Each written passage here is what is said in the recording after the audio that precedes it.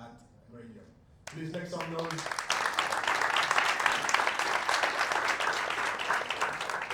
Great, thanks for the intro. I mean, that's very flattering. Cool, so who are we? So we're Gradium.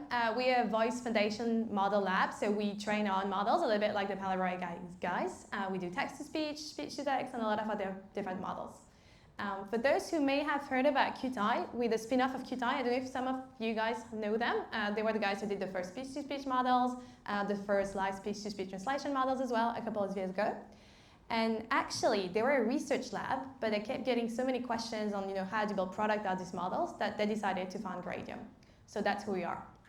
And there's a lot of things we could say about voice AI. So if you take a step back, what makes a good voice AI? I think it was someone on that side who mentioned the quality of the voice of the previous demo was really good. So there's definitely something about quality. And there's something about scalability. And I think you mentioned as well, when you're building a product, you need to think about economics and how it's going to scale. And so we could talk a lot about these things. Quality comes with natural flow, having voices that feel human, that sounds natural, not robotic. It also comes with expressivity. I think someone asked about emotion control, maybe on that side. Yeah. So that's super important, right? You do want a voice that's empathic or that mimics the emotion of the person that's talking to. You want a voice that's robust. That's not something that was mentioned earlier, but a lot of text-to-speech models do struggle on hard cases like email addresses and phone numbers and URLs, and I see some nods in the audience. You guys have experienced that. So you need it to be robust.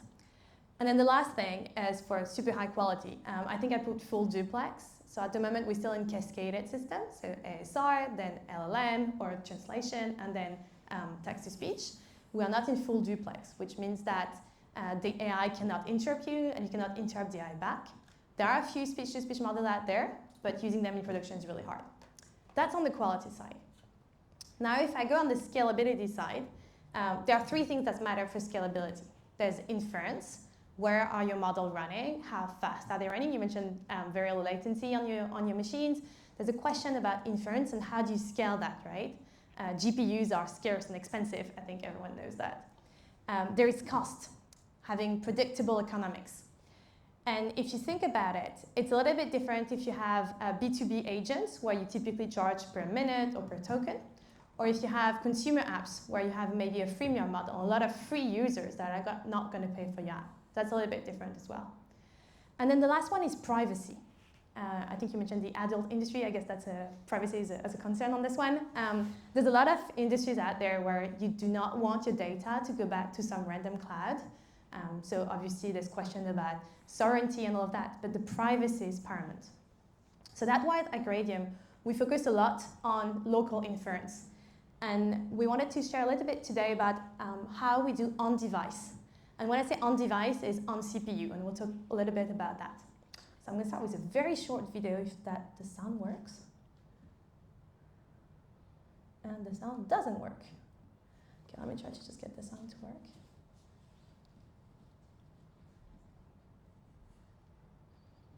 Phonon. Introducing Gradium Phonon, our first on-device text-to-speech model. Lightweight, fits on any device. No server, no limits. Private beta is now open to all. Access now. So I really like this video on my hand. I hope you did too. We put a lot of effort into it. But let's now dive straight into what Phonon is about. As you heard in the video, the model is running directly on device, but what concretely means on device? When we started building Phonon, the main aspect and the main use case we wanted to answer was making it run directly on a constrained type of hardware. So I guess you pretty much all have it on your pocket right now, but it's mainly smartphones. This is why the model is running directly on CPU, but on Apple, on Android, but it can also run on Mac, so on tablets, on macOS laptop, and many more.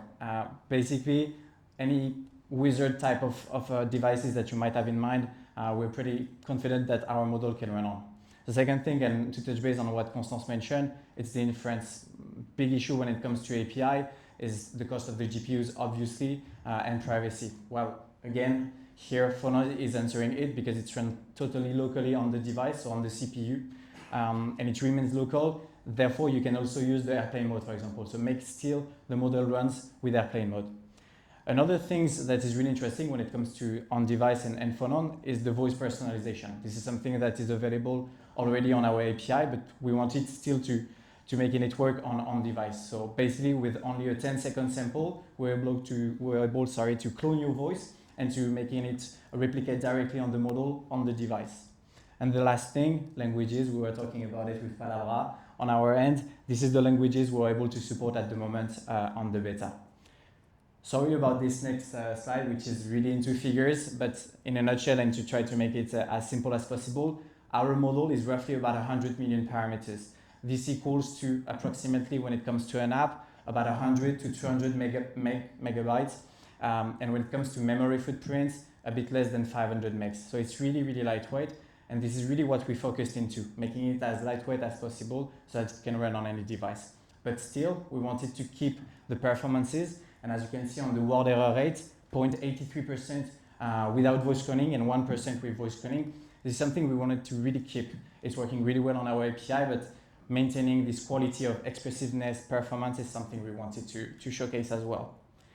So in a snapshot, this is where we are at. There is the old Phonon and there is the new Phonon because we released the first part of our model about 2 months ago. And you can already see the big improvement as we've made so far.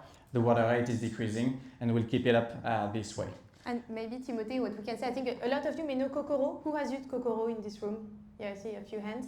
So Kokoro is a great model. The issue with Kokoro is that it's based on a phonemizer, so it works really well in English, but it has limitations. So now we are beating Kokoro even in English, and we are still a little bit bigger, but we're working on that really hard. Exactly. And just to finish with, obviously, it's always good to talk about numbers, figures. It's better to watch it and hear it. So I'm going to pass it over to Constance to make some quick demos for you. Okay. And this is the tricky part where we hope it's going to work. Perfect. Okay. Ah, no, crap. Okay, so I need to do this. Perfect. Okay, so yeah, you guys can see my. So this is on device. This is on device, so I'm going to put my laptop in airplane mode. Okay, so I'm cutting off the Wi-Fi. I'm going to prove that it's in airplane mode. So I'm going to try to open a website. It doesn't work. Okay. And so here I'm on device. So I'm going to type something like hello there. I'm not very creative. And I'm going to generate the audio. So this is the latency you get, right? So this was generated fully by my Mac. This is a MacBook Air. It's the cheapest MacBook Air there is, so it's not a great hardware, but it's still something. I think you mentioned 35 milliseconds latency, right? So this is 30. Sorry, I just wanted to get that there. Now I'm going to run it 5 times just to show that it's still 30 or more or less 30. Fingers crossed. Great. I can try with another text just to show that it's not staged. Any idea? Welcome to Voice AI Space. Welcome to Voice AI Space. Let's do that. Yeah. Could have been nicer with us. It's a long sentence. Listen to Voice AI. Oh, that's the 5 1. 35 milliseconds. Yeah. We didn't get the sound right. No, unfortunately.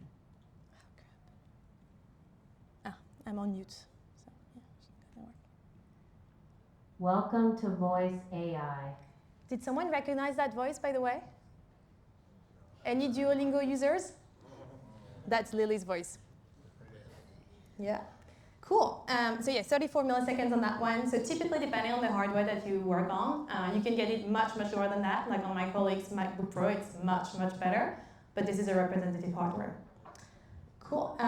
Yeah, I think after that, we wanted to show you another hardware, which is my personal favorite. I think we're here, which is on the Raspberry Pi. So we tried to get you like the simplest computer there is out there. I need to get back on the Wi-Fi. You can see I was not cheating. Okay, Wi-Fi. This is a very complex demo. I have to get the network to work. It's really hard. Okay, so this was done last night in the office. We got a brand new Raspberry Pi, and so we just wanted to try our Gradium Phonon net. Hello, this is generated live on a Raspberry Pi. So you can see that the latency is not as good, right? It's about 210 milliseconds. I don't know, like I think we have like 10 versions of it. I think we can just stop. because the hardware is not as powerful as my laptop is. On the mobile phone, you get some really good performances. We've tried it on Google Pixel, we've tried it on the latest iPhones, it works really well. But it can work on a very old or basic hardware as well. And 250 milliseconds is definitely not as good as 35, but it's what you get on 11 labs today. So, still something. Great. Cool. Then there's the other question about languages. So I think Timothée mentioned, I can go back into airplane mode, but I've done that before. We do cover 5 languages at the moment. So English, French, German, Spanish, Portuguese. We have a lot more languages coming up. And when it comes to Phonon, what we also do for some customers is that we develop custom model for specific language as well. So I don't speak a word of Spanish, so I try to generate a couple of Spanish sentences as well.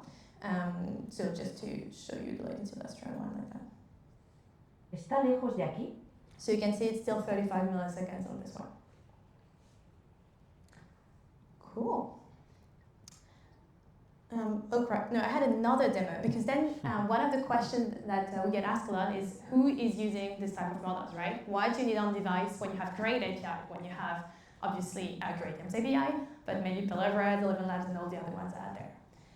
The main type of use case we get is really people having mobile apps and in particular games or consumer apps. So I mentioned Duolingo, language learning apps are a big one. If you pay the Duolingo subscription, no way you can use 11 Labs API behind it. In mobile games app, a lot of people use free games. So they would like to have audio generated, but they cannot afford to pay for the APIs. So we tried to build an example of one of our, we could not use a customer use case for this one, but we tried to show an example. This is an example to show a different set of voices, and we tried to do very basic games. So this is Claude Code and me last night, to just try to see what are the potential things that you could do in your plumber. I don't think I can hold the mic and type, so what's that? Okay, so let's imagine I'm on a voice station, right? So let's put my name. I'm going to be called Jane. Maybe I have a laser sword, and I'm from Mars. Let's do Mars. And I can try. Welcome, Jane. Nice laser sword. Anyone recognize that voice? Sam, Yes. big mustache guy. Sam, big mustache guy. Yes, Sam Elliott. Nice. 33 milliseconds still on device on my laptop. Okay, so yeah, that's the mentor. So I'm going to say I'm ready. Good, Jane. I knew it. I love that voice. That's my favorite one. That's cloned with a 10-second sample, by the way. Woke me up. Defend yourself. Okay, what should I do? Yell, bow, hide? Yell. Let's yell. How dare you, Jane? And then we're meeting T-Bot. I am T-Bot. I rule this station now, Jane. Face me. Sorry, T-Bot. All right, I'm going to fight. Your laser sword defeats me, Jane. Flawless Jane of Mars. 30 points. Love the laser sword. All right. So this is just a showcase to illustrate what we can do with on-device text-to-speech. Obviously, the question then comes, why are you not talking to it, right? Why do you have to click on the buttons? Definitely, local ASRs and local speech-to-text are something that have, I mean, it's not a greenfield research area. A lot of people have tried to build modeling there. The models there that are available publicly are not great today. I mean, they still make a lot of mistakes, but it's definitely something that we are working on. And maybe next year's demo is going to be a lot more fun. We're not done. Timing, you're almost done. Almost done. Okay, great. Sorry. So we talked about that. Maybe we can show this one. Maybe then I'll have the last word.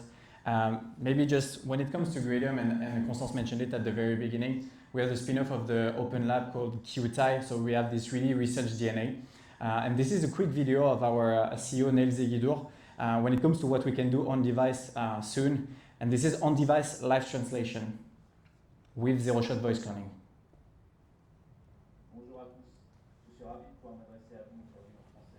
Hi everyone, I'm delighted to be able to speak to you today. For instance, my phone will translate what I am telling you into English. As you can see, it is in airplane mode. It doesn't have an internet connection because our machine translation model allows for real.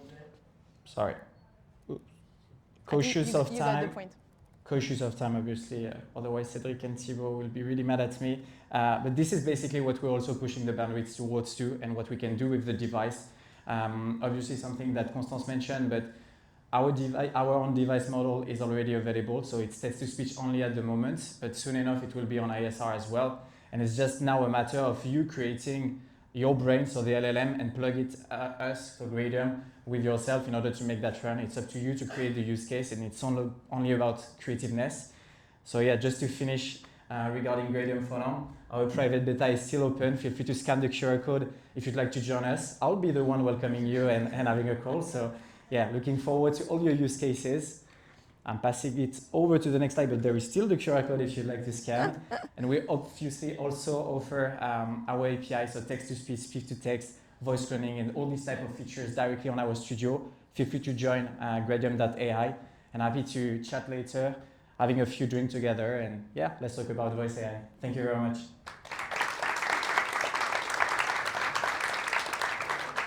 One question? Do we We have have time for 2 questions. 2 questions? Sorry. So who wants to take the shot?